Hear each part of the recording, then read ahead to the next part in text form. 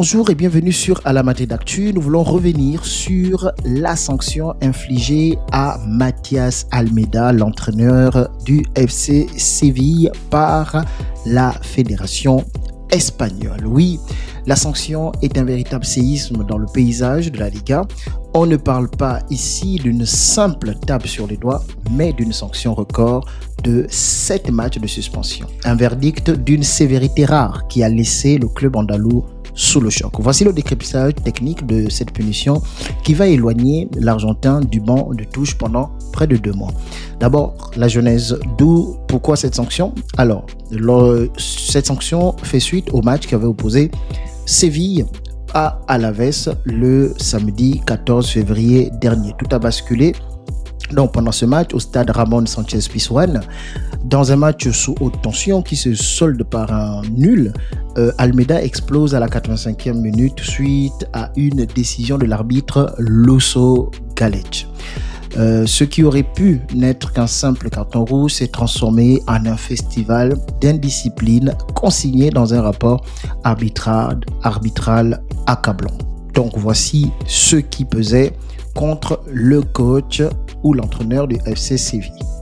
Alors, suite à ce comportement et à ces débordements, bien sûr, commission de discipline, et voici les sanctions, et voici le barème des sanctions qui ont été cumulées et infligées au coach argentin.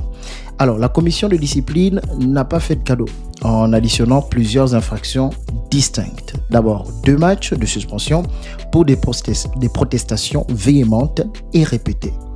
Un match pour son refus catégorique de quitter l'aire technique après l'expulsion, provoquant une interruption du jeu de 3 minutes. Ensuite, 3 matchs pour le mépris et le manque de considération envers le corps arbitral. Donc la fameuse attitude intimidante. Et donc, un match pour une conduite contraire au bon ordre sportif, notamment pour avoir shooté avec force dans une glacière sur le chemin des vestiaires.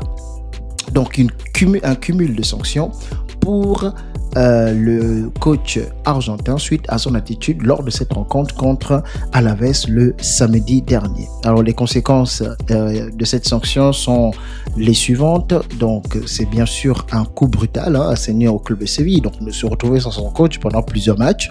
Donc Séville se retrouve sans son entraîneur, sans son meneur d'hommes. Et il y a des chocs cruciaux qui vont arriver pour le club de Séville. Donc le calendrier est donc forcément impacté. Il va manquer les matchs contre Getafe, le Real Betis, donc le derby, le Rayo Vallecano, le FC Barcelone, Valence, le Real Oviedo et l'Atlético Madrid. Son retour, si la sanction n'est pas réduite, puisque le club de Séville va faire appel, sauf si sa sanction n'est pas réduite, il ne reviendra que le 22 avril 2026 face à Levante.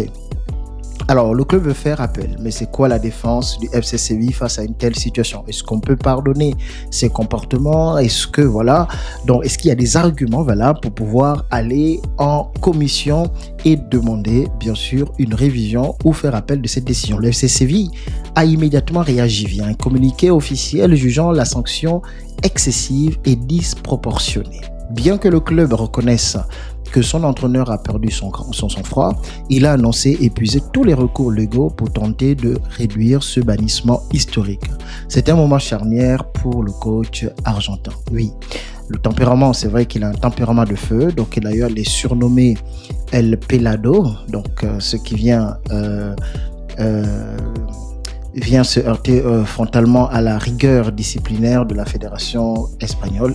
Donc ils veulent marquer le coup, ils veulent faire un exemple, et ils veulent en faire un exemple.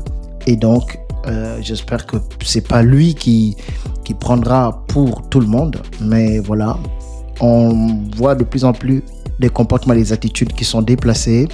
Donc c'est aussi au coach de montrer l'exemple et se contrôler, et c'est aussi une manière pour la fédération de marquer le coup et de ramener l'ordre là où il doit être.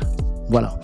Donc c'était un peu ça, je voulais revenir sur cette situation d'actualité particulière pour le FC Séville en cette journée du 19 février 2026. À la Madrid, il a Damas.